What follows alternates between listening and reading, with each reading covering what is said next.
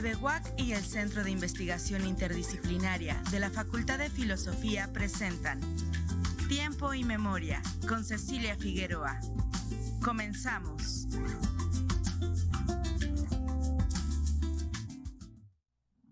Buenas tardes, bienvenidos a una emisión más de este programa del Centro de Investigaciones Interdisciplinarias. Hoy nos acompaña la maestra Cristina Quintanar Miranda. Ella es, ya la habíamos tenido en este programa, coordinadora de Identidad e Interculturalidad de la Universidad Autónoma de Querétaro. Y nos viene a hablar de unos proyectos que está emprendiendo este año que tienen que ver con la interculturalidad, pero también con el género, es decir, la interculturalidad desde, por, para, con las mujeres, ¿verdad? Y todas las preposiciones que se nos ocurran. Cristi, bienvenida una vez más. Pues muchas gracias por la invitación, Ceci. Para mí es un gusto, un placer, pues que me invites y poder platicar en esta semana que ha sido tan intensa, ¿no? Con el tema de la mujer o de las mujeres y pues poder justamente platicar de las mujeres desde el enfoque de la interculturalidad. Platícanos, bueno, fuera de cámara hablabas de muchas cuestiones que diferencian la cultura occidental, la mujer en la cultura occidental, la mujer en pueblos originarios, y yo creo que ese es uno de las faltantes que tenemos, ¿no? De quererles llevar unos feminismos impuestos. Decíamos que afortunadamente ellas no se dejan. Dicen, no, feminismo aquí no, ¿no? No tu feminismo, porque eso va contra mi cultura, ¿no? Platícanos de cómo tú, como etnohistoriadora y responsable del área de interculturalidad, desde tu enfoque, ¿cómo debemos de ver a estas mujeres y sus feminismos propios? Sí, bueno, de entrada, cuando hablamos de mujer o cuando hablamos de mujeres, pues en un sentido humanista estamos hablando de personas. Personas que viven su ser desde roles asignados. Y esos roles no son naturales, son aprendidos, son construidos social, histórica y culturalmente. Entonces, el darnos cuenta de esto, y bueno, eso no lo digo yo, lo dicen desde la perspectiva de género, que va muy de la mano también con la perspectiva intercultural. Entonces, estos roles que vemos como si fueran naturales o como si fuera un modelo único, ¿no? El ser mujer desde la visión occidental, pues no, o sea, no es así, no es un universal. Hay muchas formas de ser mujer, ¿no? En estos días que se ha hablado tanto, pues ya lo decían, ¿no? Tan solo en este mundo urbano, mestizo de México, pues hay muchos elementos que cruzan el ser mujer, ¿no? Por ejemplo, el estrato social, la edad, por ejemplo, el trabajo. Hay muchas condiciones que cruzan el ser mujer, pero el énfasis que hacemos nosotros desde la interculturalidad es que también la cultura cruza el ser mujer y cómo desde ahí no se va a vivir el ser mujer de la misma manera si soy una mujer zapoteca que vivo en el istmo de Tehuantepec, ¿no? En donde hay una cultura pues matriarcal muy, muy importante, ¿no?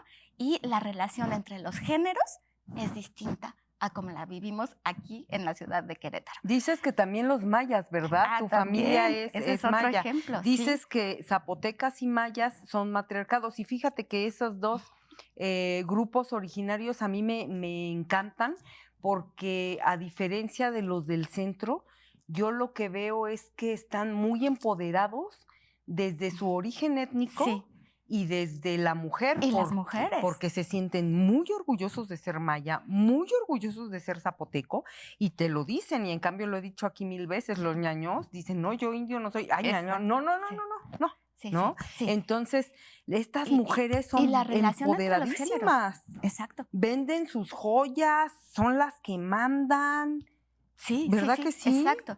Y digamos, en diferente modalidad, ¿no? Ujú. Pero en el área maya también las mujeres, por supuesto que son mujeres empoderadas, ¿no? Sí. O sea, de manera, te digo, muy distinta a la mujer zapoteca.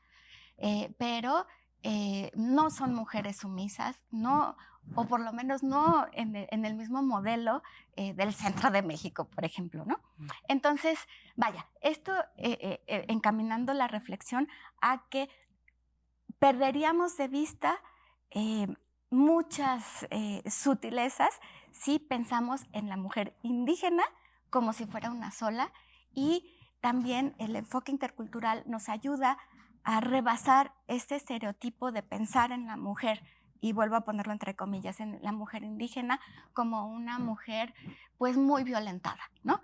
Eh, ya comentábamos hace un momento, no es querer tapar el sol con un dedo. Las mujeres pues padecen múltiples violencias en términos del machismo, en términos de la discriminación por su situación étnica, en términos de las condiciones económicas, en términos del estrato social, ¿no? Basta pues salir aquí a las calles, Ceci, y vemos situaciones que realmente pues te parten, ¿no?, el corazón, de ver condiciones, cómo están las mujeres ganándose la vida en los cruces peatonales con malabares y demás. Y pues no es lo mismo ser mujer ahí, ¿no?, que ser una mujer pues que va en su camioneta y hablando por el celular, ¿verdad?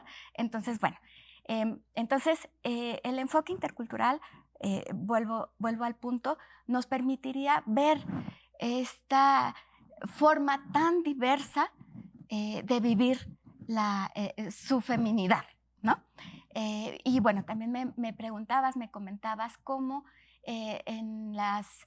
Bueno, a mí no me gusta hablar de indígenas, yo llamo personas portadoras de culturas originarias. Mira, ¿no? vamos a, si te parece, hacemos un paréntesis y les explicamos a los televidentes que no están avesados en este tema, desde el punto de vista de la antropología, como por ejemplo Guillermo Bonfil Batalla tiene un texto, pues, ¿cómo lo calificaría? Maravilloso, que se llama El concepto del indio en América, ¿no? Y cómo este antropólogo nos dice que el término indígena evidentemente es una imposición que llegan a colonizar o llegan los conquistadores y los colonizadores, y entonces dicen, a ver, a todo aquel que no sea español y blanco y europeo es indígena, y te cuelgan así una etiqueta. Y entonces él, en esta reflexión de este ensayo que ya tiene algunas décadas, dice, no, porque ese concepto es colonizador. Y el Estado mexicano, una vez que se independiza México de España, sigue reproduciendo esta marginación, este sometimiento, porque no solo no les quita el sello, sino dice ahora, estas políticas para quitarles lo indio. Y uno, no son indio, y dos, no les tienes que quitar nada. Hay que integrar la diversidad, y entonces es todo un debate, pero aquí lo interesante es eso que tú dices, no son indígenas y no son homogéneos. Exacto. Son naciones independientes y todos tienen una cultura, una cosmovisión, una forma de estar en el mundo, una forma de relacionarse entre géneros, y no los podemos etiquetar. Los indígenas son racistas, son machistas. Los indígenas les pegan a las mujeres. Háblanos tú, que conoces estas culturas muy de cerca, porque la maestra Cristi también es docente de la licenciatura en Historia, y ella imparte todas las materias que tienen que ver con Mesoamérica, con la colonia. Y desde ahí, Cristi, por favor, platícanos esta cosmovisión de la que me hablabas, del señor Ometeotl y Ometlecuti, los creadores, y de Tlaloc y su bella esposa, por favor. Sí, pues muchas gracias. Este es un tema, bueno, además que a mí me apasiona muchísimo hablar de cosmovisión.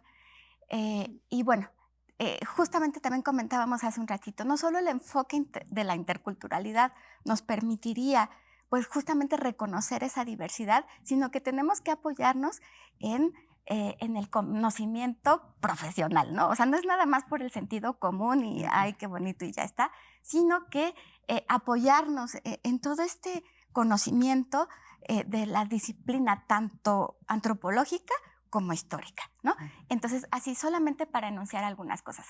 De la antropología, pues bueno, tendríamos que aprender este relativismo cultural para entender que podemos ser muy diversos, ¿no?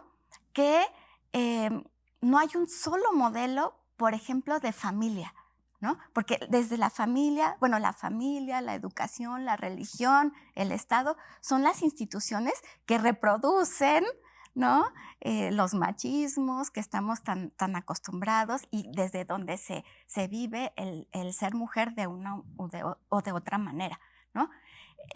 Entonces, la antropología nos enseña que, por ejemplo, hay muchas formas de parentesco, muchos modelos de familia, ¿no?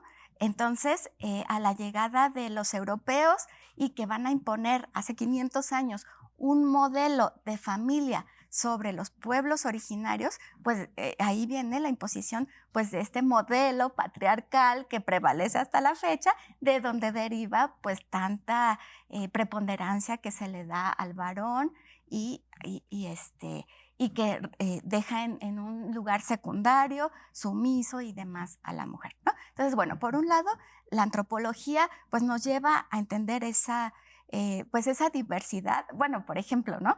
Hay sociedades en muy diversas partes del mundo en donde existe, por ejemplo, la poligamia, ¿no? Y la poligamia no necesariamente es un varón con muchas mujeres, sino que dentro de la antropología se distingue la poliginia y la poliandria, que también puede haber una mujer con muchos hombres, ¿no? Y no estamos para nada acostumbrados a que pueda haber esas posibilidades. Entre los pueblos mesoamericanos había poligamia, ¿no? De hecho, por ejemplo, yo todavía cuando estuve en la región mazateca haciendo investigación hace como unos 20 años, todavía documenté familias en donde había poligamia. Y si uno lo ve desde los ojos, desde la moral, desde los valores impuestos por el mundo occidental católico, bueno, pues te desmayas, lo ves como una situación atroz, de pérdida de valores, y no es cierto, ¿no? O sea, responde a lógicas culturales, a lógicas étnicas, a lógicas de relación entre hombres y mujeres distintas, ¿no? Entonces, bueno, eso sería pues como una dosis, ¿no? De relativismo cultural. Y por el otro lado, pues también lo que comentabas de la historia, ¿no? La historia, pero no esta historia occidental, ¿no? Sino no, la historia de los pueblos mesoamericanos, la mitología, ¿no? A ver, háblanos de esta, ¿cómo le llamas eso? Ese concepto que usas me gustó mucho. Las relaciones, ¿qué? Las relaciones de Ometlecuti bien. Sí, sí. ¿Cómo le dices? Sí, bueno, ahí digamos que nos vamos al tema de la cosmovisión. Ajá. Entonces, tenemos que aprender, o sea, es algo hermoso, ¿no? El pensamiento de los pueblos mesoamericanos se basaba en pares de opuestos complementarios. Y eso es importantísimo para comprender su actuar en el mundo. Porque la cosmovisión, todos, aunque no sepamos, vivimos dentro de una cosmovisión, que es la imagen como nos enseñan que está estructurado el mundo y cómo la manera en que como seres humanos nos situamos en ese universo, ¿no? Entonces, como vuelvo a repetir, el modelo occidental católico pues impone su forma pues católica, patriarcal sobre los pueblos originarios. Pero ellos tenían otra, y esta correspondía a este patrón de pares de opuestos complementarios. Esto se reflejaba, por ejemplo, en las religiones mesoamericanas, ¿no? Dentro de las religiones mesoamericanas, que fueron muy mal entendidas y han sido muy mal leídas, se tiende a ver lo negativo en ellas y se les tacha de politeístas, a diferencia de la que es un solo Dios, ¿no? Pero bueno. Pero 800.529 santos y 35.500 advocaciones marianas. Exactamente. Pero esa no es idolatría y no es... Exactamente. Bueno, lo mismo es en el panteón mesoamericano. El panteón mesoamericano también parte de una sola deidad. Matriz, ¿no? Sí, deidad, vamos a llamarla así. Son esta fuerza primigenia y es una dualidad, esa fuerza primigenia, ¿no? En las distintas lenguas, en las distintas culturas se le va a llamar diferente. La más conocida pues es en náhuatl, ¿no? Por los mexicas, y pues va a ser Ometeotl, ¿no? Del cual va a derivar una pareja primigenia de la cual se fisionan todas las advocaciones, como bien lo decías, haciendo el comparativo con la religión católica, en innumerables pares de deidades que son las que van a ser pues veneradas para determinadas circunstancias. Entonces, un ejemplo muy clarito en donde podemos identificar esto es que para los pueblos mesoamericanos, antes de la llegada de los españoles, se veneraba a Tlaloc en su versión masculina, pero también a Citlalicue, que era la versión femenina, ¿no? ¿Por qué? Porque en ellos a lo que se rendía pues respeto, devoción, es al agua que cae del cielo y que fertiliza la tierra, porque recordemos que eran sociedades que vivían de la agricultura. El sustento venía de la agricultura. Entonces era un elemento de primordial importancia, pues que lloviera, ¿no? Entonces el agua que cae del cielo y que fertiliza la tierra era muy importante. Y en la versión masculina es Tlaloc y en la versión femenina es Citlalicue, la del agua estancada, ¿no? Del agua que corre, que sobre cae, que la está tierra. En el piso, ¿no? Exactamente. Entonces, a través de los ríos, de los estanques, de los manantiales, van a estar asociados a una entidad femenina, ¿no? Y que, bueno, a la llegada de los españoles, con la imposición del catolicismo, se nos van a convertir, se nos van a cristianizar, digamos, y pues son los santos patronos que hasta la fecha pues reconocemos con estas características a veces muy mesoamericanas, pero que ha prevalecido pues casi la mayor parte de los santos, ¿eh? Pero ejemplo, del agua, por ejemplo, a Tlaloc lo sustituyen por San Isidro, ¿verdad? En algunos lugares. En algunos lugares, pero digamos que se van haciendo adecuaciones particulares en cada caso, ¿no? Y bueno, ahí tenemos como este arquetipo, ¿no? Que aparece en la religión o en las religiones mesoamericanas, no de la figura patriarcal que se impone o que minimiza a la figura femenina, sino que van de la mano, es una relación equilibrada. Y tampoco eran buenos y malos, ¿no? O sea, las deidades es interesante porque también tenían toda una cantidad de atributos que a veces te podían dañar o también te podían causar muchos beneficios, ¿no? Entonces también este concepto de que lo puro bueno y lo puro malo también es como un arquetipo impuesto occidental, sí. ¿No? Pero bueno, llegando al punto de la relación de hombres y mujeres, pues seguía ese mismo arquetipo, ese mismo modelo. Entonces, las relaciones entre hombres y mujeres, pues era mucho más equilibrada, mucho más simétrica, tú lo decías, ¿no? En estos días que tuviste una plática con la doctora Oliva Solís, y tú decías, es que en tu libro yo lo que veo son relaciones asimétricas. Pero por todos lados, Occidente, ¿no? y los colonizados. Exacto. Hombres entre sí, de diferentes clases, hombres contra mujeres, exacto. Mujeres de las clases ricas y mujeres de las clases pobres, mujeres occidentales e indígenas, o sea, sí, todo sí. desigual. Sí, y entonces digamos que de acuerdo con el modelo mesoamericano, pues por lo menos entre géneros, la relación no era desigual, o sea, era simétrica, ¿no? Entonces, digamos, esto nos ayudaría a comprender que este estereotipo de ver, la mujer indígena, víctima de tantos machismos, y tendemos a atribuirles el machismo así tan tradicional, acendrado en las comunidades indígenas como si les fuera propio, ¿no? Fíjate que incluso ahorita me hiciste recordar unas antologías de León Portilla.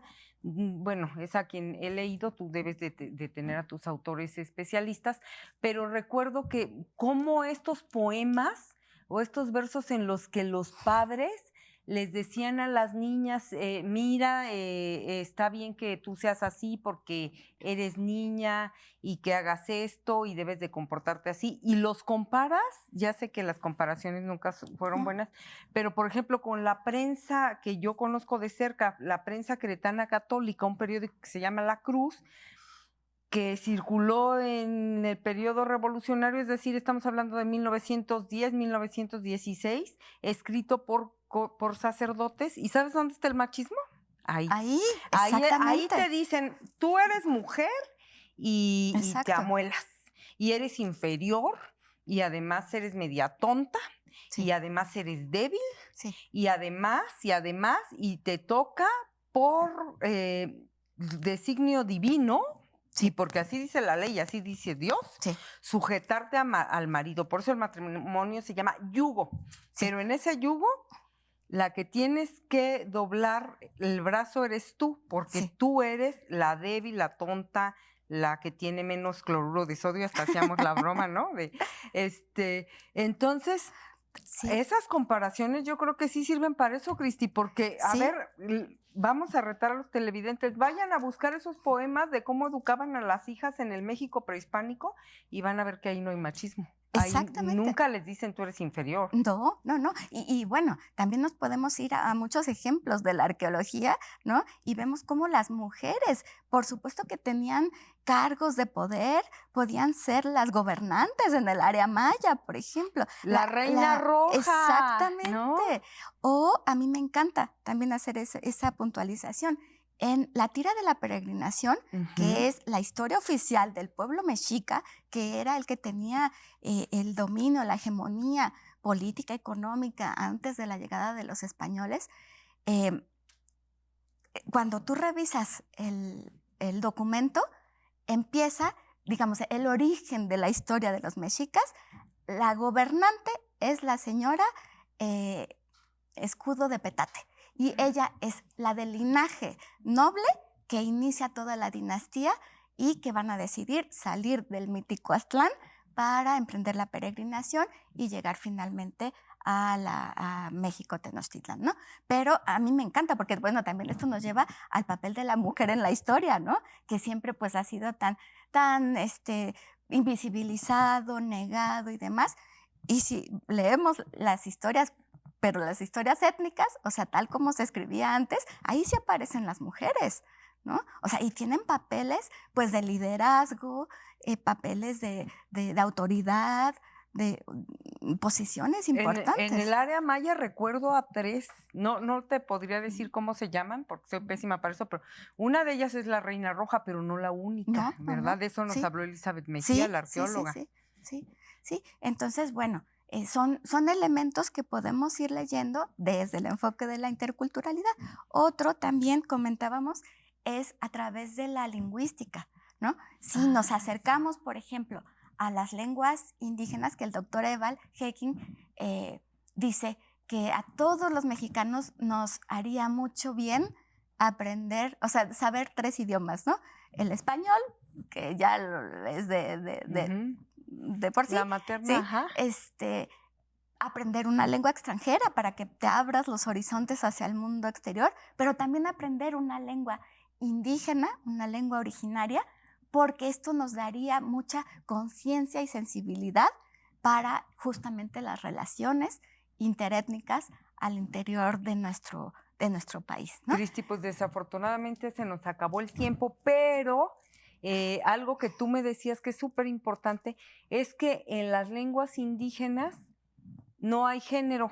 No tendríamos estos problemas de los, ¿no? Exacto. Eso es súper interesante. Y pues bueno, desafortunadamente el tiempo nos terminó. Gracias, maestra María Cristina Quintanar Miranda, coordinadora de Identidad e Intercultural de la Universidad Autónoma de Querétaro, por estar aquí. No, pues muchas gracias a ti, Ceci, por recibirme y por esta plática tan amena. Y a nuestros televidentes nos vemos en la próxima emisión. Buenas tardes. TVUAC y el Centro de Investigación Interdisciplinaria de la Facultad de Filosofía presentaron Tiempo y Memoria con Cecilia Figueroa. Gracias por acompañarnos.